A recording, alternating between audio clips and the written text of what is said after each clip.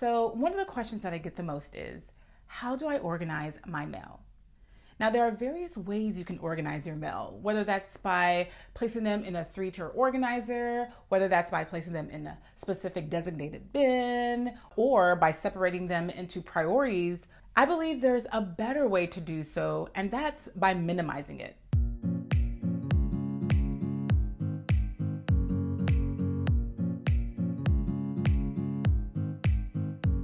Hello, I'm Judy, the organizer and creator at Rescue My Space. Welcome back to my channel, and if you are new, welcome to my channel. So in today's video, I'm gonna give you 4 tips that will show you how to minimize your mail clutter. So whether you're suffering from an overload of mail or you're just looking for ways to properly organize your mail, this video may be for you.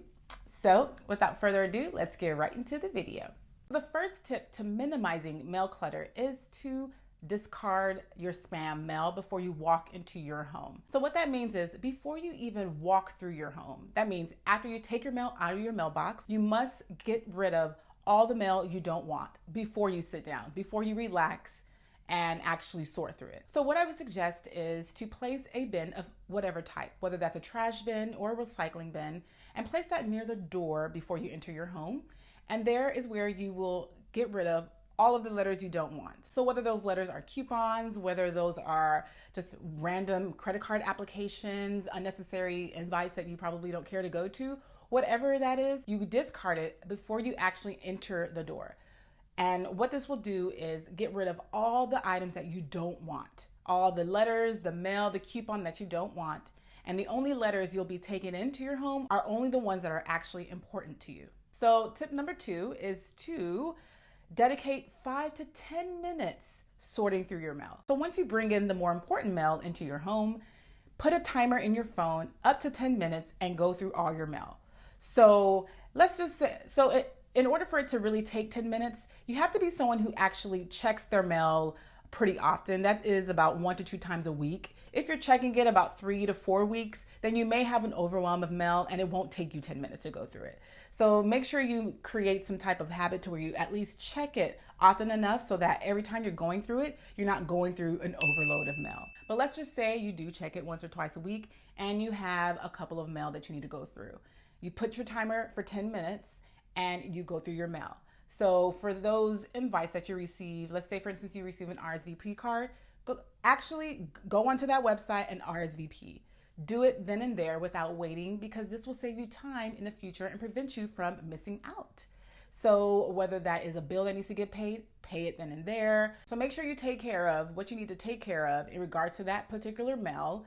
And once that timer is up, you are done. So the third tip is to opt out of spam mail. As I mentioned in tip number 1, for all the spam mail that you do have, you will discard them before you actually walk into your home or sit in the area that you typically, where you typically sort through your mail. But rather than having to do that, you can opt out of them.